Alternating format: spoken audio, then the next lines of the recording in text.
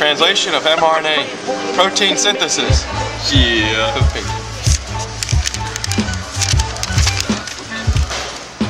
By Mike Hogan, Mike Hackett, Pedro Purcell, and Adam Smith.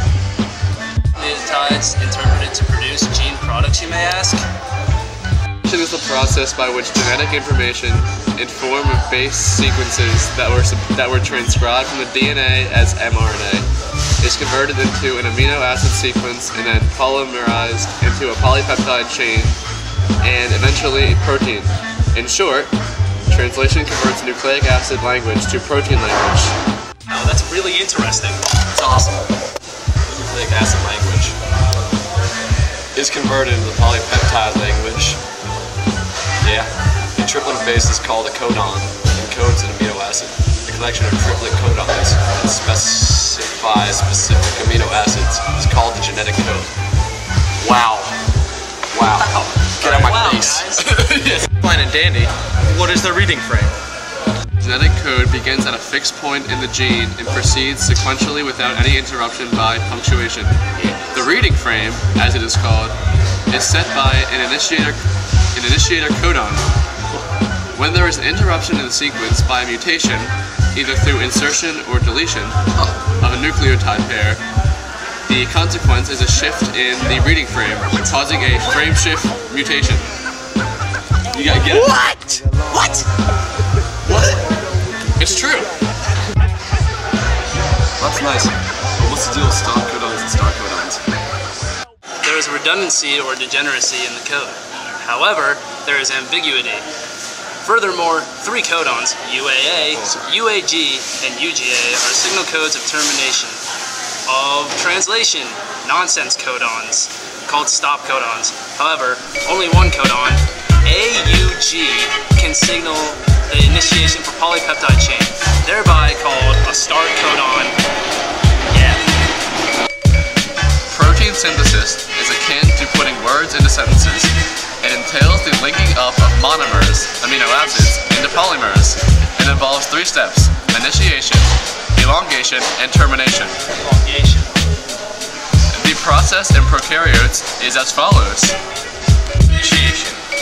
The initiation of translation involves only a 30S small ribosome subunit, an mRNA molecule, a specific charged initiator, tRNA, guanosine 5-triphosphate, GTP, Mg2+, and at least 3 proteins called initiation factors. The linking of tRNA to its respective amino acid is called charging. The tRNA so linked is said to be charged or acylated because the enzyme involved in charging this amino acid tRNA synthetase. That's not helping, man. Elongation. Once the initiation complex sets the reading frame, the stage is set for the translation of the mRNA. The 50S subunit contains two sites for charged tRNA molecules designated P peptidyl site and A aminoacyl site. The initiation tRNA occupies the P site, while the appropriate tRNA, one whose anticodon can base pairs with the adjacent codon, may occupy the A site. Once both sites are occupied, the enzyme peptidyl transferase catalyzes the formation of the peptide bond between the two amino acids. It's that simple. It's that simple, guy. It really is.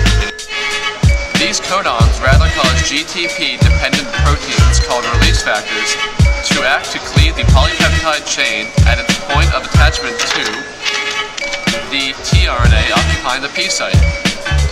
The polypeptide chain is released, and the ribosome machinery is dissociated into its subunits. The mRNA is also degraded.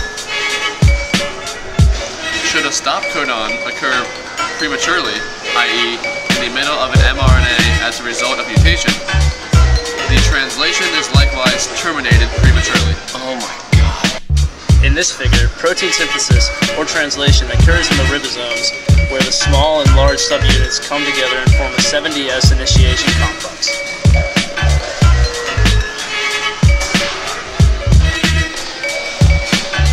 What's the polyribosome?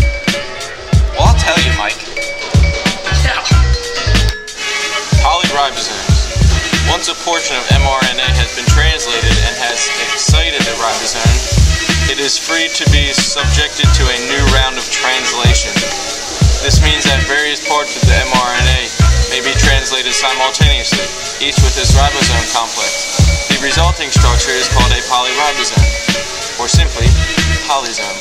This mechanism of translation in which a number of ribosomes are activated simultaneously is the norm in all cells.